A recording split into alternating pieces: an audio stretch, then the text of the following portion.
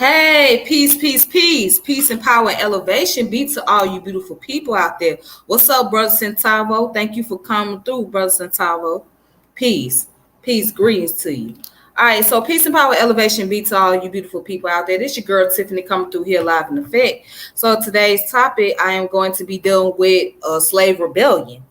So slave rebellion has played a role in the emancipation of slavery, because there were slaves that was going to put their life on the line, and they were going to fight against slavery, and they was going to revolt regardless of what they had to do, even if that meant to put up a serious fight. What's up, Brother Gullah? How you doing? Thank you for coming through. So yeah, I wanted to do this topic. So one of the slave rebellions that took place, it took place all over the world. It took place in South America, in Latin America, in the Caribbeans, and here in the United States. So I'm going to be focusing on the one in the United States, and the one that took place in Henrico County, Virginia, which is Gabriel's Rebellion. So Gabriel's Rebellion was named after Gabriel Poser, who was a slave from Virginia. All right. And it was said to be that he was one of the slaves that was very literate, one of the slaves that was very intelligent, and he brought about this revolt.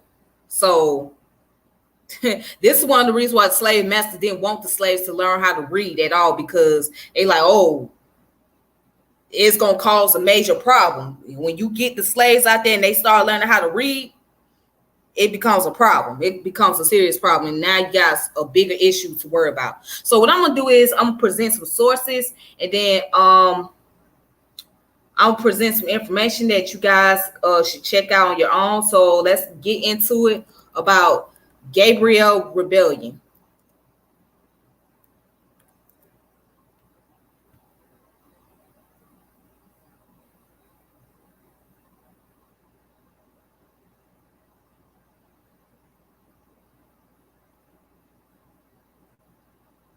Right.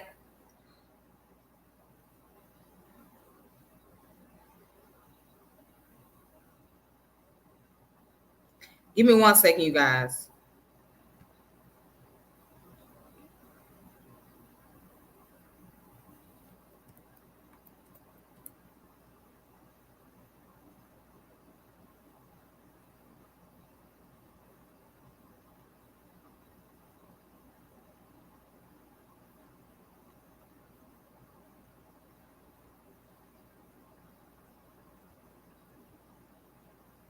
So first and foremost, we're going to look at who is Gabriel Poser. All right. And I'm trying to find a picture of him.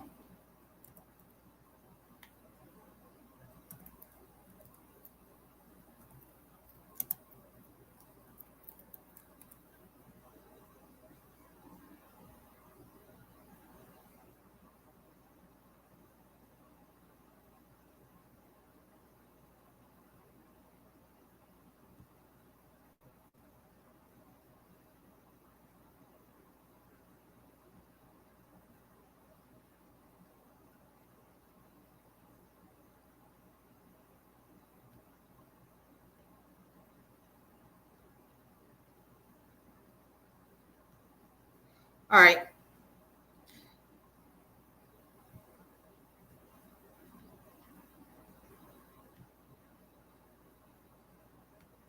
So this is a picture of Gabriel Poser. I know you can't really see that picture, but that's the picture of him. All right, so let's go ahead and let's look at what Wikipedia has to say, and then all the other sources that I'm going to check out. So who is Gabriel Poser, for one? And how did his slave revolt even came about? All right, right here. Gabriel was born in 1776, and he died October the 10th, 1800, right?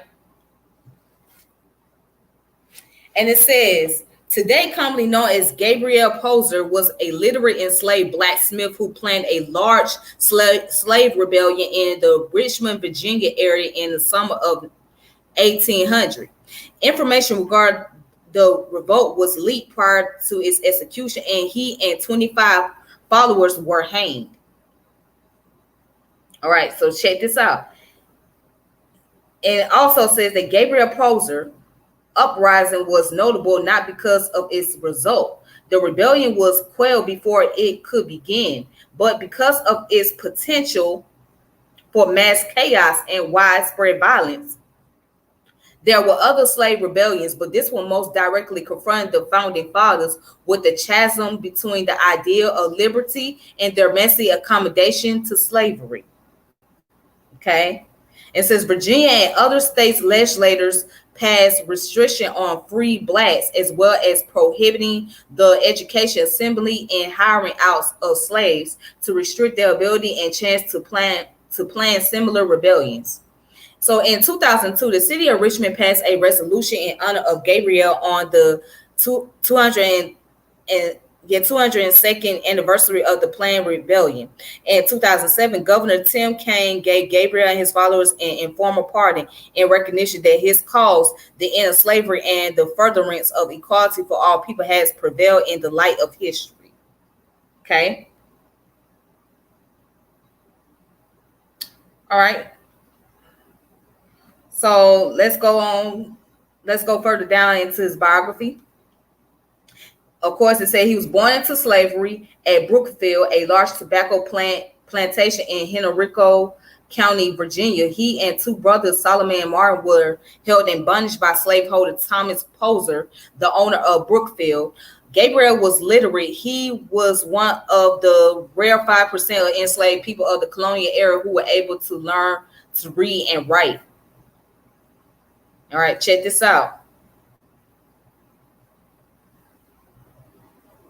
Gabriel trained as a blacksmith and a carpenter. His brother Solomon and perhaps his father was a blacksmith. Gabriel hired out his enslaver to work in Richmond foundries and was able to keep a portion of the wages that he earned. The bulk of it went to Thomas Poser. Gabriel traveled freely throughout Richmond and Henrico County to work for plantation and business owners. Gabriel was married to Nanny, an enslaved woman. They were not known to have any children. He was described in newspaper article as having stood 6'2" or 3 inches high. His long and bony face, well made, was marred by the loss of his 2 front teeth and two or three scars on his head. White people as well as black people regard the literate young man as a fellow of great courage and intellect above his rank in life. In 1799, Gabriel and his brother Solomon and a man named Jupiter tried to steal a pig from Absalom Johnson. Gabriel got into a scuffle with Johnson and he bit off part of Johnson's ear. Jupiter was charged with stealing a hog, which was a misdemeanor, and Solomon was not charged. It was a capital offense for an enslaved person to assault a white person. He could have been hanged for the assault. Because he was a valuable bondsman for Poser, the judge sent him to jail for 1 month and had his thumb branded. Gabriel was released from jail when slaveholder Poser paid a bond for his release, and he promised a year of good behavior. Richmond history professor and slave law expert Philip J. Swartz states that it shows Gabriel's intention to consciously challenge the system of slave control. All right. See also history of slavery in Virginia and food. So historian Douglas R. Egerton, an author of Gabriel's Rebellion, states he was physically big, he was literate, he was a fighter, he's a skilled artisan. For all these reasons, he was a natural leader.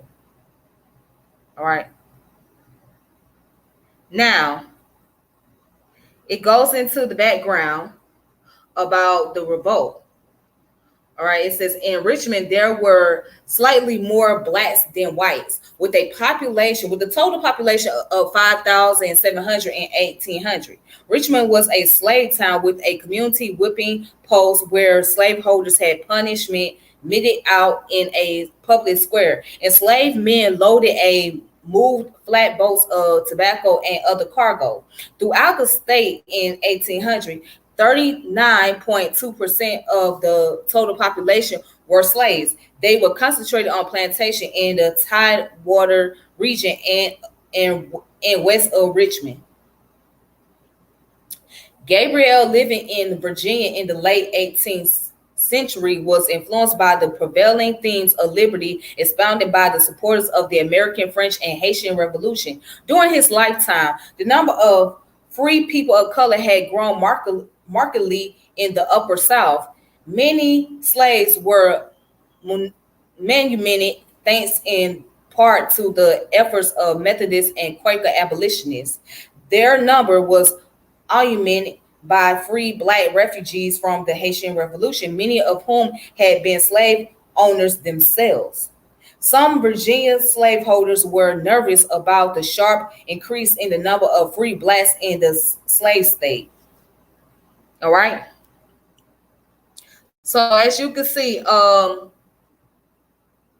as far as his description is concerned, he was a tall black man who happened to be literate, who happened to be very strong. And see, that was considered to be very intimidating. Now, during the time, as far as the abolitionists concerned, the ones that was very popular during that time period who really stood up and fought against slavery were those who were Quaker and Methodist. So the Methodists and Quakers, they played a valuable role in fighting against slavery in that time period. Okay. So what I'm going to do is I'm going to stop right there. And I'm going to also go into another article, which is called Encyclopedia Virginia. So each state has their own encyclopedia. Georgia got their encyclopedia, Virginia got their encyclopedia, etc. So you just go online. So right here it says Gabriel's Conspiracy, 1800. Gabriel's conspiracy was a plan by enslaved African-American men to attack Richmond and destroy slavery in Virginia. Although throughout it remains one of the half dozen most important insurrection plots in the history of North American slavery. Named after the enslaved blacksmiths who emerged as the most significant leaders of the plot, Gabriel's conspiracy originated during the spring and summer of 1800 in Henrico County neighborhood north of Richmond and extended primarily across Hanover County into Caroline County and south towards Petersburg. Two slave men betrayed the plot just hours before a torrential rainstorm prevented the conspirators from gathering on the night of August 30th, 1800.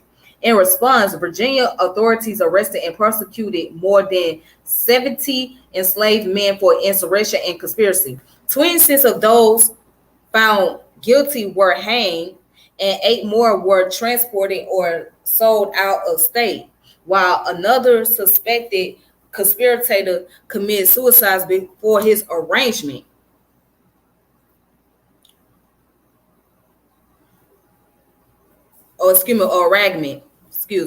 A small number of free blacks were also implicated, and one was prosecuted. The alleged involvement of 2 Frenchmen in the plot provide fodder for Federalist attacks on Thomas Jefferson's candidacy for the presidency that year.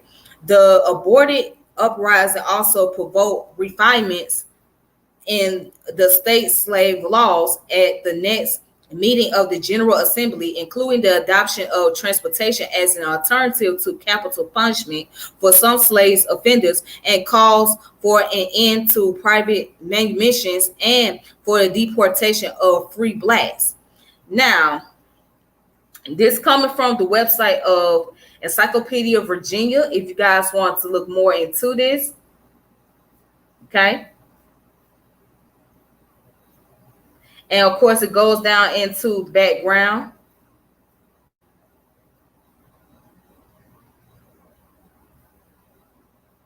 All right.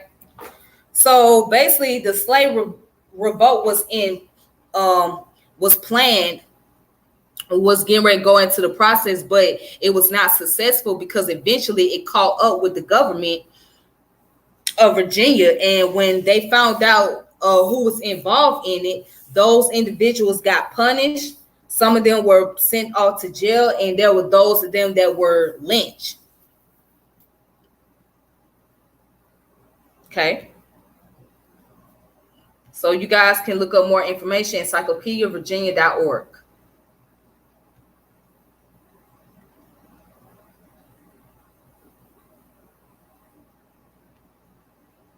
All right. And then I got some books for you guys to check out.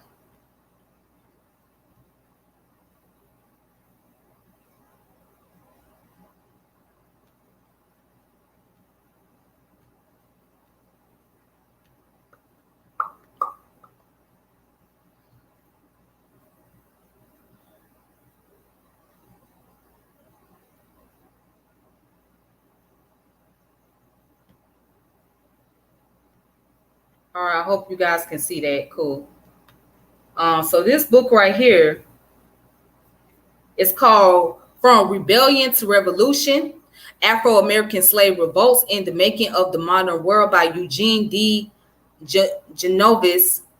Eugene D. Genovis, From Rebellion to Revolution.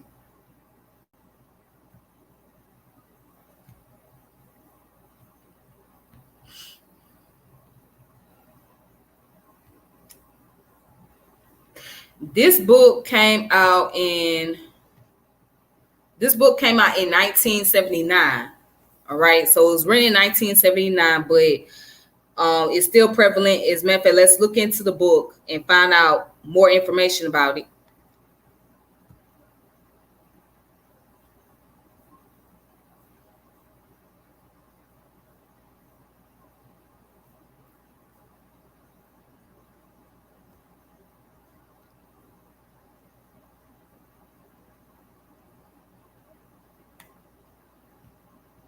Let's look at chapter 1.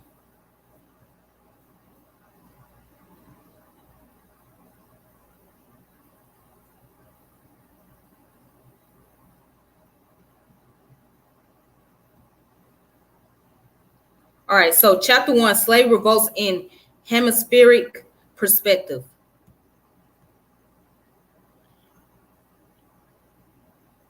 It says, the deceptively simple question, what was a slave revolt, has one compelling answer, a struggle for freedom, but it has other answers that point towards an understanding of the special character of particular revolts and of the historical process within which the revolts occurred. Resistance of one or another type, visibility and magnitude marked slavery elsewhere, but everywhere slaves who took the insurrectionary role had to display extraordinary heroism in the face of difficulties, extraordinary even by revolutionary standards. Nothing could be more naive or arrogant than to ask why a Nat Turner did not appear on every plantation in the South, as if from the comfort of our living rooms we have a right to tell others, and retrospectively at that, when, how, and why to risk their lives and those of their loved ones. As the odds and circumstances become clearer, there is less difficulty in understanding the apparent frequency of slave revolts throughout history, and less difficulty in appreciating the extent of the rebels' courage and resourcefulness and the magnitude of their impact on world history. Then goes on to say, the revolts of black slaves in the modern world had a special character and historical significance, for they occurred within a worldwide capitalist mode of production. Accordingly, they contribute towards the radical though still bourgeoisie movement for freedom, equality, and democracy, while they foreshadow the movement against capitalism itself. That foreshadowing, however, necessarily remained in an intimate tendency. It could not manifest itself as such in an epoch in which a socialist alternative had not yet matured. Hence, the revolts must be understood primarily as part of the most radical wing of the struggle for a democracy that had not yet lost its bourgeoisie or bougie moorings. The slave system of the New World arose from a conjuncture of international and regional developments, themselves generated primarily by the instances of the world market. But some system, more notably the Iberian, had roots in inaugural metropolises, whereas others, most notably the English, had roots in the world's most advanced bougie metropolis.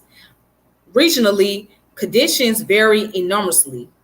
Paradoxically, the English colonies of North America generated the slave system in which the slave-master relationship most profoundly affected regional history. For there, the slaveholders most closely approximated a class for itself with considerable political power and autonomous aspiration. The English colonies in the Caribbean, in contrast, generated the slave system most thoroughly bougie and subservient to the world capitalism. Having discussed these problems elsewhere, I shall here restrict myself to the point most directly relevant to the revolts in the New World as a whole. Whatever else may be said of the revolts, they everywhere form part of the political opposition to European capitalism, bloody conquest of the world, and attendant subjugation of the colored peoples. All right. Then I'm going to read this last part. By the end of the 18th century, the historical content of slave revolts shifted decisively from attempts to secure freedom from slavery to attempts to overthrow slavery as a social system. The Great Black Revolution in Saint Dominique, which is now Haiti, marked the turning point. To understand this epoch making shift, the revolts in the United States or in any other country must be viewed in a hemispheric, indeed world context. I hope, however, that no one commits the mechanics error of reading the argument to mean that no hints of the bougie democratic character of the post-Haitian slave revolts appeared prior to the late 1790s, or that no revolts of a primary pre-Haitian character appeared afterwards. I hope, too, that no one interprets the argument for a decisive ideological shift to mean that it came clean, fully conscious, or without innumerable contradiction. A full history of the revolts would have to explore those problems in depth. Here we shall have to settle for a delineation of contours. All right, so in this book, if you guys want to check it out for yourself, it's called From Rebellion to Revolution, Afro-American Slave Revolts in the Making of the Modern World. Eugene D. Genovis, if I'm saying his last name right, Genovis. So Eugene D. Genovis from the Louisiana State University Press, and this book came out in 1979.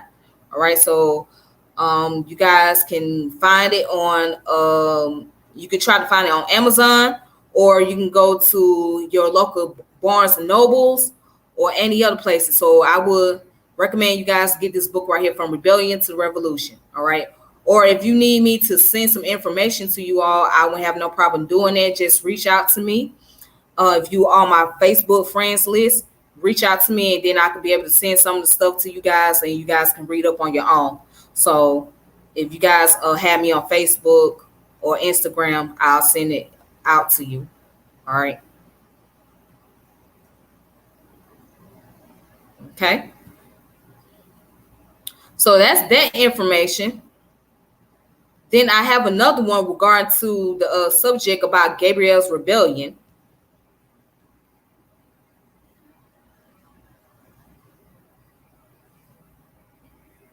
If you guys can see that, cool. It's called Gabriel's Rebellion, the Virginia Slave Conspiracy of 1800 and 1802 by Douglas or Egerton.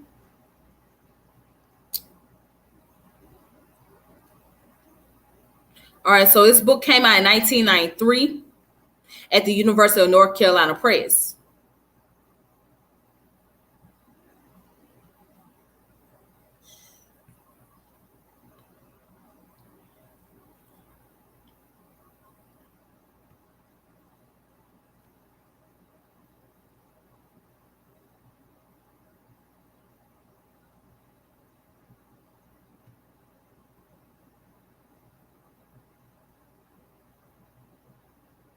All right, here's the preface.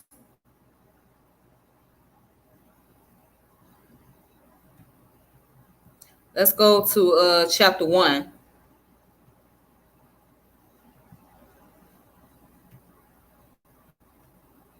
As you can see, here's the diagram. Gabriel's Richmond. All right, so this is like the diagram of Richmond, Virginia at that time.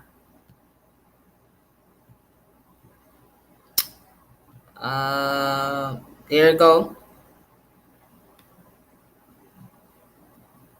So here's Virginia, Chesapeake Bay.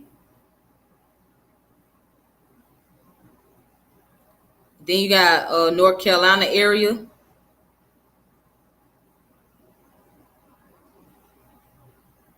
All right, so that's Richmond right there in Henrico County, right up in the same proximity of each other.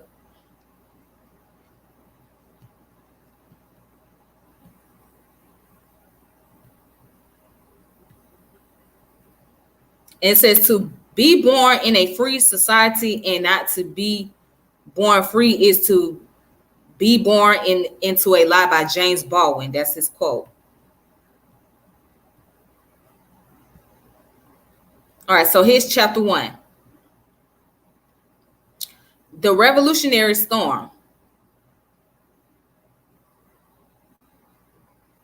Okay, so let's get into the first 3 paragraphs. It says, among the many events of the contentious and critical year of 1776, certainly the least noticed was the birth of a boy born into a lie. In that year, Thomas Jefferson, a leading white Virginian, pronounced a self-evident truth that all men were created equal and were endowed with certain natural and inalienable rights, among which were life, liberty, and the pursuits of happiness. But the boy born on the Henrico County plantation of Thomas Poser was of slave parents and so was heir to none of these rights. A young bondman who believed otherwise was headed for a life of trouble, and the slave midwife who cut his umbilical cord and predicted the child's fate by feeling the shape of his head might have guessed that this boy would become a bold man doomed to a singular fate. His parents may have agreed. They named him Gabriel after the divine messenger. It says Gabriel was born into a unique social environment in the 18th century, Tidewater, Virginia. The Tidewater was low and often marshy land that bordered the Chesapeake Bay, and its tobacco planters controlled the Commonwealth. These men set the social tone, provided the political leaders, and dominated the state's tobacco-driven agrarian economy. It was here that the large plantation and ancestral manners existed, and it was here that the first families of the state resided. The planters' families the planters' family reigned over a society that attached considerable importance to rank. The Virginia gentry accounted for about 10%. About 10% of the colony's population. Class distinction needed no explanation in this world. There were a Patrick Henry observed 4 classes: the well-born planters, the hardy yeomen who worked their own farms, the low orders, the landless poor whites, and finally the slaves, who numbered roughly 40% of Virginia's population. Although Henry's crude class crude classification did not admit of it. Many of those on top had only recently arrived in the ranks of the gentry. More than a few middling planters, the sort of thriving, ambitious men with but a dozen slaves and a small brick home. Might be more accurately characterized as rising yeomen than as true aristocrats, and whatever their ancestry, the petty planters were far more numerous than were the well-born gentry. Yet birth was important, and if Henry would publicly recognize the new men as members of his political rank, he would privately resist the notion that many of them were his social equals. All right. Let me read this real quick because this part right here seems like it's very important. It says, wealth and family name provided the means for political power, but the form and tenor of elite rule found expression in an asterisk code of patriarchalism through which the elite both defined and understood the social order and their place within. In the early 18th century, when the slave regime was yet in its infancy, colonial leaders had been forced to incorporate feudal legal elements into their common law background as a way of protecting their labor system. In the process, the planters began to move away from their capitalist bougie origins, even as they continued to participate in the capitalist market of the Atlantic world. At the same time, an indigenous slave labor class began to appear in this oldest of English colonies. The result was a mode of production that can accurately be characterized as sinegro, in which the dependent slave labor force held some claim to the means of production, and the planters' claim on the agricultural surplus were met by payment in kind. Like the feudal lords of old, the gentry came to regard their plantation as their manor and their labor force as a kind of extended family. All right. So now, do you get it yet? Do you wonder why the slave revolts took place? Because it was more than just freedom. The slaves wanted to be able to control and have some resources of their own. They want to be able to build their own community. So this goes back into what I was talking about when I did the a show about socialism and capitalism. Not capitalism, but socialism and communism. Why so many Black people gravitated to those ideology? Well, the main reason why, because they were looking at group economics. So they figured that communism and socialism, they figured that communism and socialism was the blueprint to group economics. So that's what our people thought at that time period. Now, there are pros and cons to those things, okay? So many of them gravitated towards those ideas. But you got to remember, during that time period, when it came down to slave revolts, right? Many of them didn't know about communism and socialism. All they know is we want freedom. We want land. We want our own environment. We want our own community. We don't want to be subjugated any longer to a slave master. And we don't want to be under his obligation or any rule. That's what they were thinking. They wanted to be free. Now, there were those who had the opportunity to be able to go overseas to Africa and be able to live in the land. Then there were those who said, no, we're not going to Africa. We're going to stay right here. We're going to take care of what's going on right here in this land. So there was a conflict. There was those say, hey, I would be happy enough to go back to the land of my ancestor. And there was those that say, we worked so hard over here. We built this land. Why should we leave? Just give us some resources.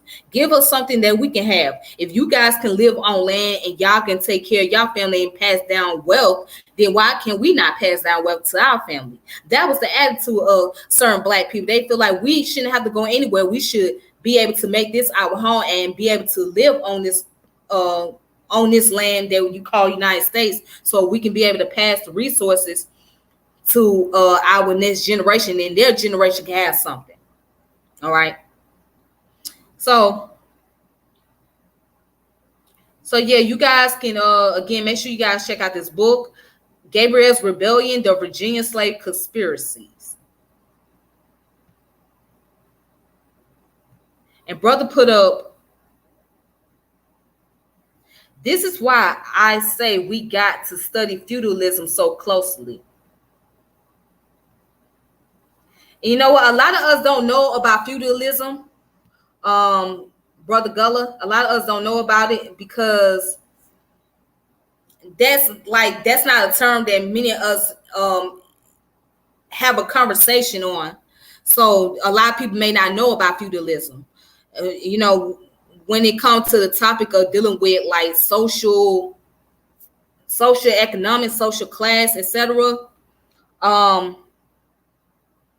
or either just social ideology, it will be either communism, socialism, democracy, or republic, or capitalism. That's the common conversation.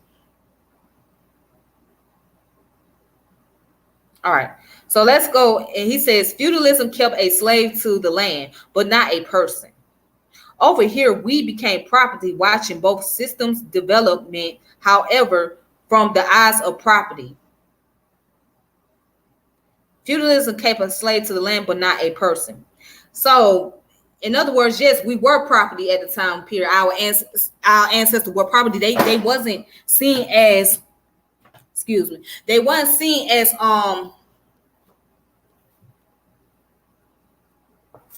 they wasn't seen as humans, right? They weren't meant to have rights as human beings. So they were meant to be properties. Now, speaking of feudalism, let's find out what feudalism is. Because a lot of us may not know what it is. So let's go ahead and just look at what feudalism is real fast, real quick, and then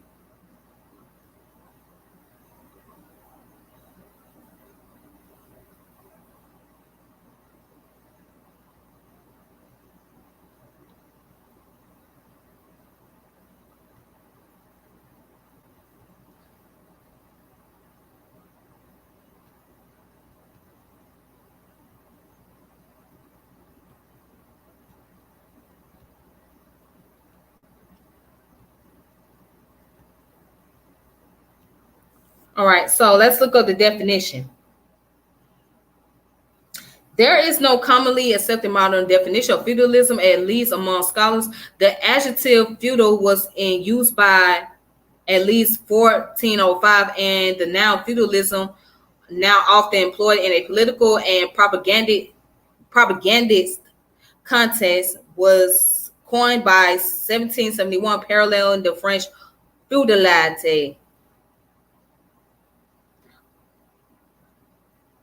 All right, so let's go to the introduction of feudalism. Feudalism, also known as the feudal system, was the combination of the legal, economic, military, and cultural custom that flourished in the medieval Europe between 9th and 15th centuries. Broadly defined, it was a way of structuring society around relationships that were derived from the holding of land in exchange for service of labor.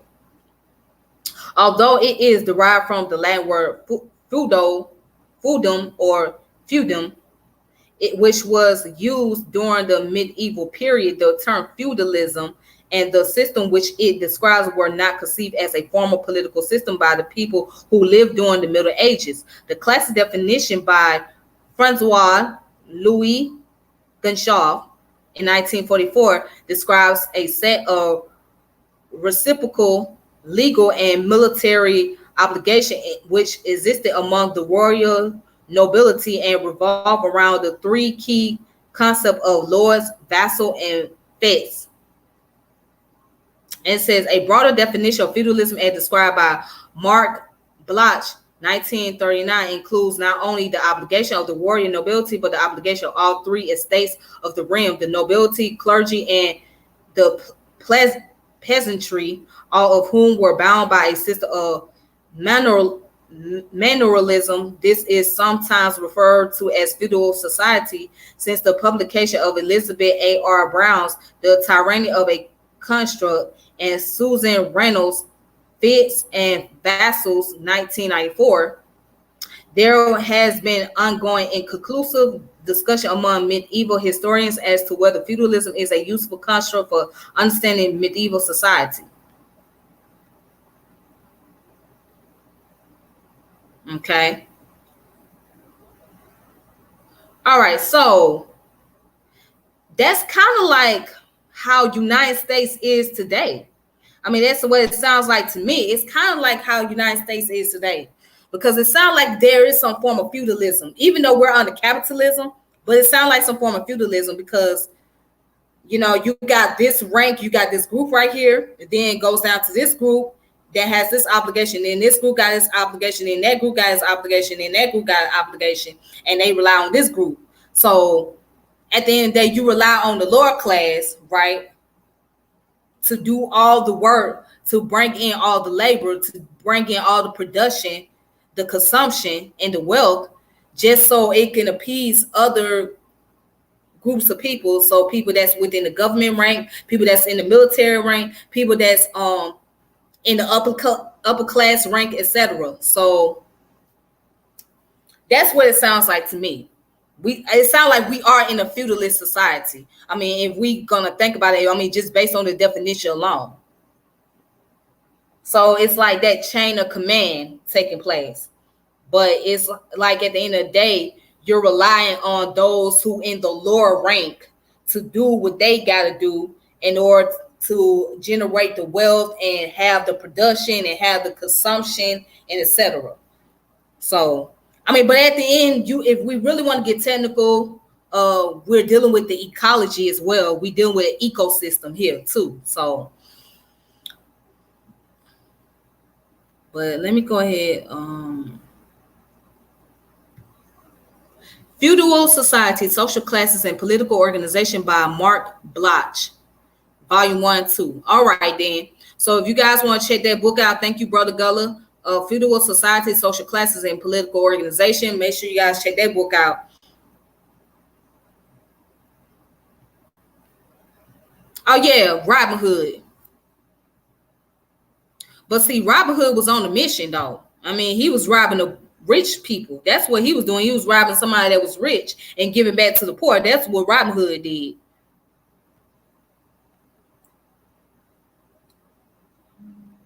Let's see. All right. Peace, Brother Umi. Like enforcing taxes or most popular right at first night. And speaking of taxes, well, who do you think pay more taxes than anybody else? It's always going to be somebody that's in the working class. It's going to be paying more taxes than those who are in the wealthy class. But here's a trick about those in the wealthy class. They have what's called the loophole. So in the loophole, they can get around without paying taxes or not paying so much, which although they only have to pay 4% of taxes, but still they can get around that. Whereas if you're in the working class, you're not going to get around paying no taxes. You're going to pay taxes either way. So you hit either way.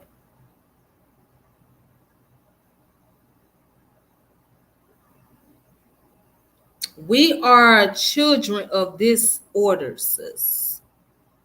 Let's see. Feudalism, mercantilism, then capitalism, then socialism, communism, etc.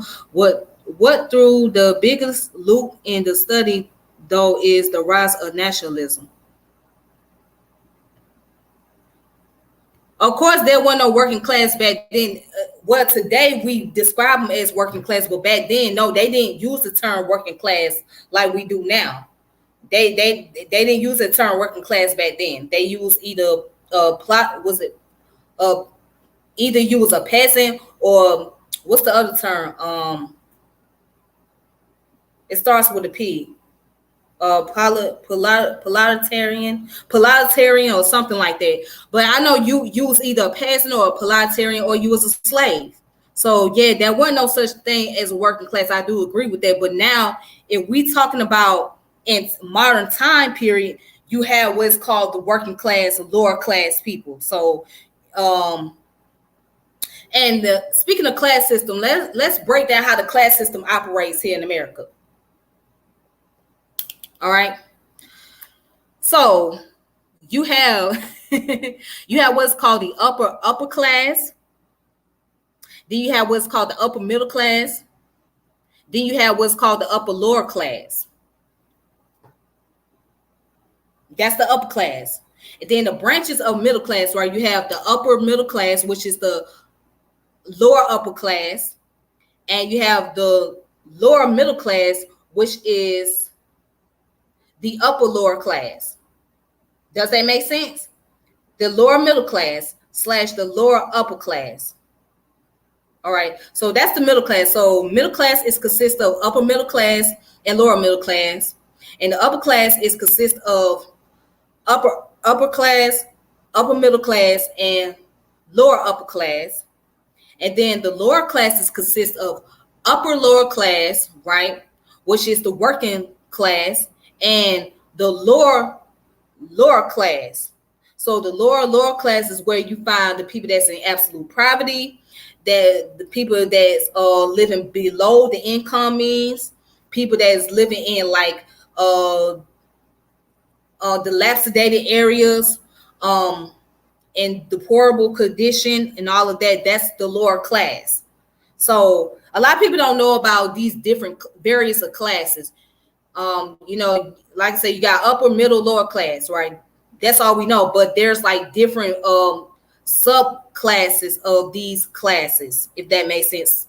Subclasses of these classes.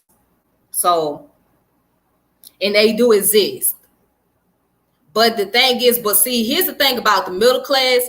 The middle class is almost at non-existent. Why? Because of the income ranges, right? So if you don't make a certain amount of income, right, you may not be considered as a middle class family. Like you might live in a middle class neighborhood, but you may not be considered as being in the middle class based on your income. So it gets tricky right there with the middle class. So it's like the middle class is almost obsolete. Like it's almost like a non-existent type of thing. It's almost non-existent because you can have people that live in a middle class neighborhood, but they don't make middle class income. According to the annual income, or according to the income range of the government or whatever state they live in. So, each state has their own income range as far as like what type of livable wages that you make or your livable income or whatever. So each states go by that, each county, and even the federal, but each states are different. So let's say that the median income of a middle class family would be $90,000, right? Let's just say that. So if it's $90,000, but you make less than $90,000, let's say you make $70,000, you're below that income range. You're below the median income, so you would not be considered as middle class per se. You'll probably be like somewhere in the lower class range. Yeah, it does get tricky. Peace, Tarika. Peace, Tarika. Thank you for coming through.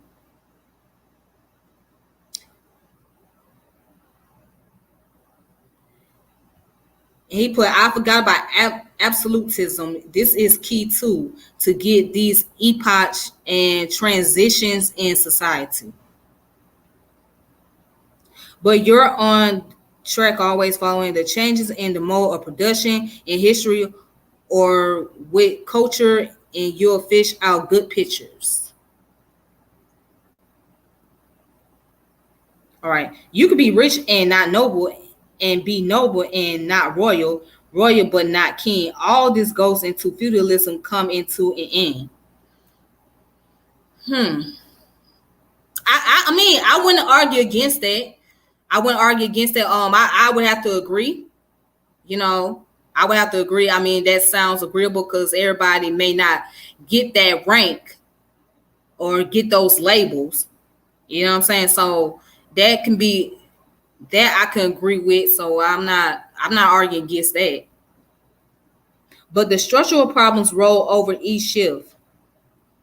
Yeah, things changes. It changes. But you know what? The question has become about the United States government as far as capitalism is concerned. The question becomes, do we live in a mixed economy? What do we mean by mixed economy? Do we live in a mixed economy? Meaning that do we live in the economy that's based on some form of socialism values that's incorporated into capitalism? And you know, that's been a question for a while, because to be honest, we don't live in a total capitalism, because if we lived in a total capitalism, there would be no government interference into business. That's where the concept of laissez-faire came into play, because laissez-faire said no government should be interfering with businesses and competition, etc. So there won't be no child laboring laws. There will be no minimum wage law. There won't be no EEOC laws. There will be no OSHA. There won't be none of that if we lived in an absolute capitalism society. So in some cases, we live on the limitation of capitalism. We live in capitalism, but it has its limitation. It's like what they call, I would call it constitutional capitalism. Let's just put it like that. Constitutional capitalism, if we want to get technical. All right, but it's capitalism, but it has limitation to it. I told someone this the other day. They called me a king. I told them that a king gets his authority from God, and I don't get nothing from God, but I am a noble. Right. And see, you know, a lot of times when people use the term king or queen, it's a sign of nobility. It's a sign of respect for the person. But in all actuality, yeah, a king does get their authority. So a king actually is somebody like that has some type of power and leadership and control over the society. So they are pretty much appointed. But you know, but I understand where you come from. You're right. To be a king and a queen, you really got to be able to have some form of dictatorship. You have to be able to run some type of society. If you ain't running no type of society, then that title king and queen could be tossed out the window. So at the end of the day, it's just a sign of respect, and it's a sign of giving nobility to a person or make a person feel good about themselves. But at the end of the day, what you running? You ain't running no type of society. You ain't got no type of kingdom. A king is merely the slave of great responsibilities, but the man who handles his responsibility will truly be labeled a great king by his people.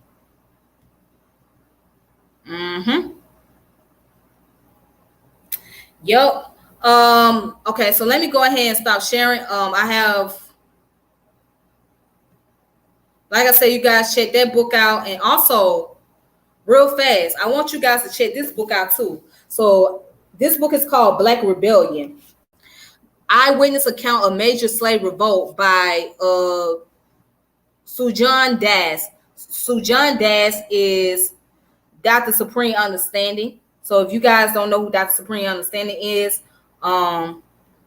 he's a brother that's in the Nation of Gods of Earth, but he has written many books called Hood Health and When the World Was Black, Black Inventors, Black Gods, etc. So this is one of his latest books. He gets into the slave revolts and whatnot. So I'm gonna check out one paragraph in his book regarding to the Gabriel Rebellion real fast. Let me go back and read the comments.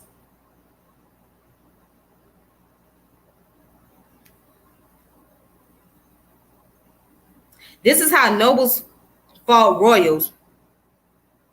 Yeah, but still. But still, even today, what baffles me, when people start talking about this sovereignty stuff, right? When you start talking about this sovereignty stuff, this sovereignty status, do you know exactly what you're saying? When you tell people about sovereignty status, that means you putting yourself at risk. You gotta use some bloodshed to gain sovereignty status. So what the nobles did, Gullah, that would mean that they had to use some form of sovereignty. They was gaining sovereignty status. That means that they was putting up a fight, and there was a lot of bloodshed going on in order for them to get that level to become royals, etc. So when people say, well, today you can get a sovereignty status, no, you can't. You can't get no sovereignty status unless you're willing to put some blood on the line. If you're not willing to shed blood, then your sovereignty status doesn't mean anything. You ain't gonna sit up here and talk about signing no paperwork and all of this other stuff and going down to the courthouse and tell me how you a sovereign nation. Well, if you're a sovereign nation, then what do you need the United States for? Because to be sovereign means that you gotta have your own government. That means you gotta have your own federal, your own state, your own county, etc. Now, the most that you're gonna get, you probably can get your own county, you get your own city, but you're not going to be able to have your own state and your own federal government because you still have to follow their jurisdiction. You still have to follow the guideline.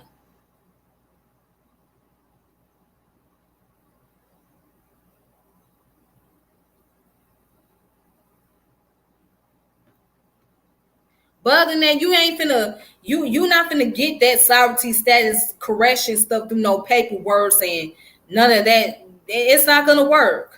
That it doesn't work that way. That's not how the system operates. You don't get to sign no paper and say, okay, I claim to be sovereign. Now you can go through the process of trying to create your own county and have your own city. But then again, that's gonna take a process. That's gonna take a vote. You gotta make sure you have people that's in election. You gotta make sure you have politicians in office and all of that.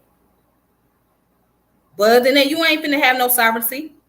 So going back to the statement that Brother Gullah was making about this is how noble false royals and nobles would pay mercenaries and overthrow kings, lords, and knights, and all that jargon. That would be the real form of sovereignty status. That's the real form of sovereignty right there. All right, but let's go ahead and go into this book real fast right here, Black Rebellion. All right. So what do I want to read out this book?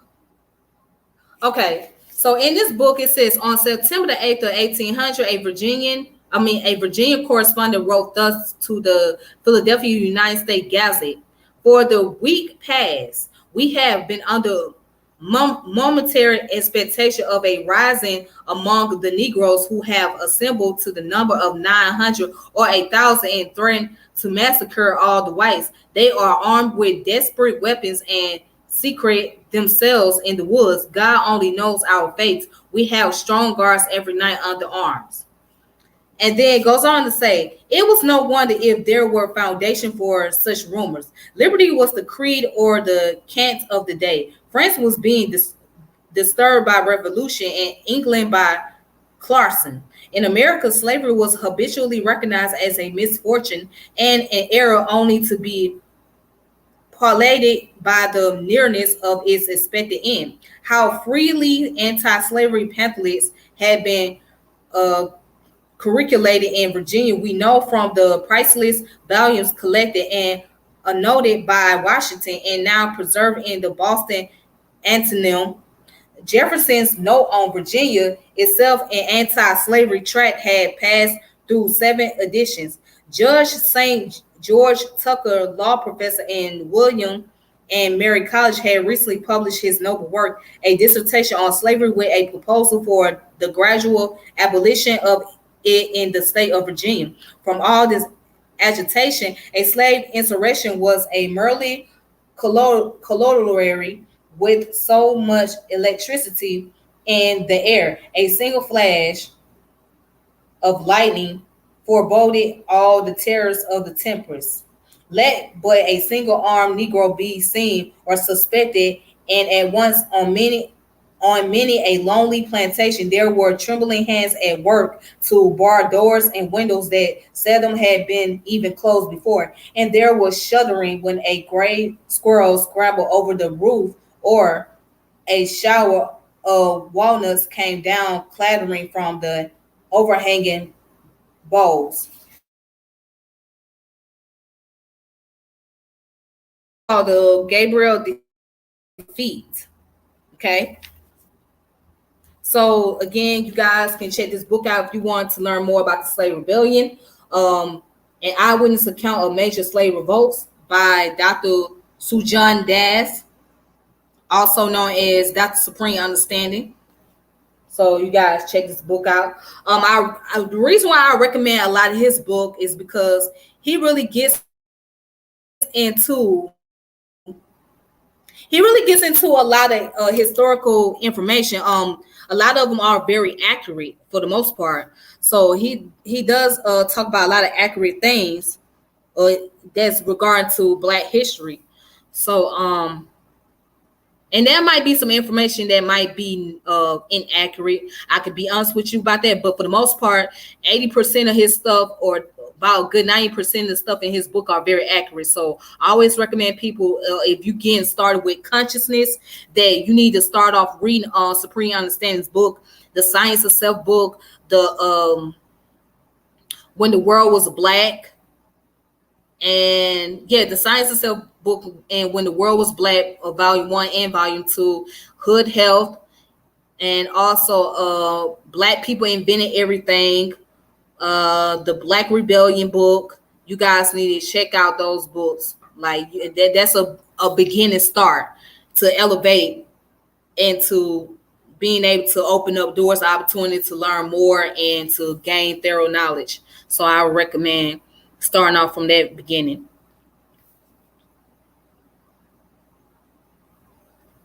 The authors sound like they were really afraid. God only knows our fate. No. What the author was doing, he was quoting that information that was stated from the white people at that time period. They was afraid of the slave revolts. So that's why they said only God know our fate. Because the white folks was afraid that when these Black people started to revolt and fight against slavery, that they were going to end up being killed and they was going to lose all power and control over not just them, but over this government. That's what they was worried about. So the brother was quoting some information that was coming from the Europeans. All right. But anyways, also I want you guys to look at this. So speaking of Virginia, there's his brother, and many of you may know him. He's an actor. If you guys remember that show, Sister, right? If you guys remember that show, Sister with Tia and Tamara. So Tia and Tamara Mowry, they played on the show, and he played as the father of one of the twin. His name is Tim Reed. So he has a network on here. It's called Legacy Plus TV. So you can go on lgcytv.com. lgcytv.com, so you guys can check out his website. This is Tim Reed, and he gets into the history about the African in the diaspora, the culture, he does documentary, lifestyle, fashion, leisure, all of that great stuff. So and then he also got a plan that you can go on the 99-cent monthly plan, or you can do a $10 annual plan. So you can just go ahead and get started if you guys want to do that. But this is his website, and he goes into a lot of history. He's been doing it for a long time. And even at one point in time, this brother also had his own studio. He had his own production studio in Virginia that didn't last very long. It was sitting on 57 acres of land, I believe. So I think he's from Richmond, Virginia, somewhere. So he had 57 acres of land. And so it was Black owned. But yeah, he's very active in Black history. So you guys should be able to check out his website. Just go on there. It's called LGC of a People Network. That's the name of it. Just look at LGC of a People Network by Tim Reed. Okay. All right. So that's his website.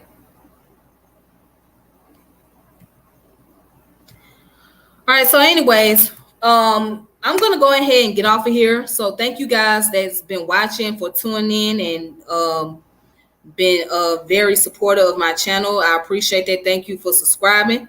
Thank you for sharing my channel and hitting the notification bell and all that great stuff. So until next time, y'all take it easy on yourself. And I will try to come back later and do another topic. So I will keep you guys posted. Until then, take it easy. Peace and power, elevation be to all of you. This your girl Tiffany, and I'm logging off. All right. Deuces.